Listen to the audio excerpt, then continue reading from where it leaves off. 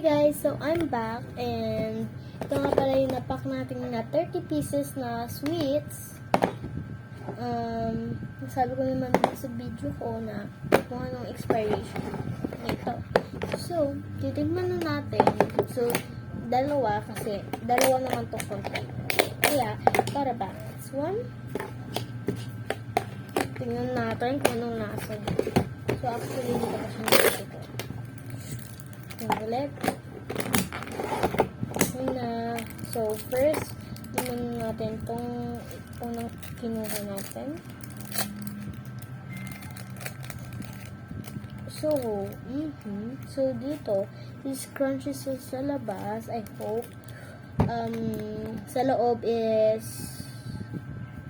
soft lang siya, like may parang drips. Wala siyang drips, pero meron siyang ano bang tawag dito? Yung soft. Sorry dun sa mga nagpapost. So, hair na kayo dun. Sarap niya. So, sa pasalubong shop namin siya nabili.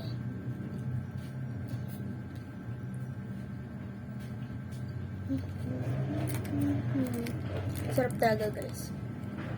By the way, laging ganyan na lang yung kalsado namin. May paputok mo yun is fireworks. And then,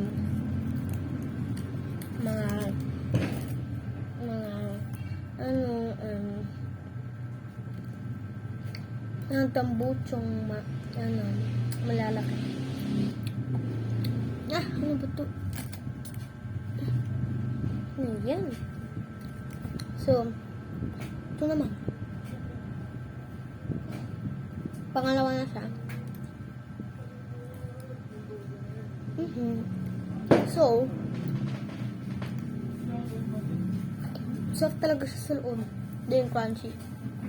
Hanggang.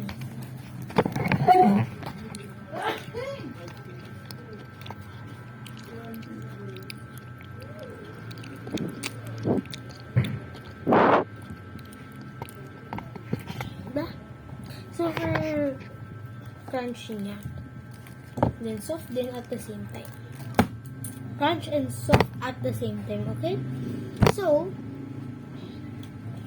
kung gusto niyo na to, punta lang kayo dyan sa San Jose del Monte Heights. Yan. San Jose del Monte Heights, Bulacan. And dun sa San Jose is merong nagbebenta pa sa Lubong Shop and so, ayan yung presyo niya. Ayan.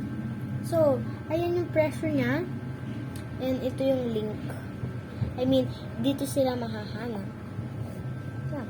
Presyo and then sa lugar kung saan sila mahahanap. So, ayun lang for today's. And see you tomorrow. So, bablog tayo. Morning day naman bukas. So, bye-bye!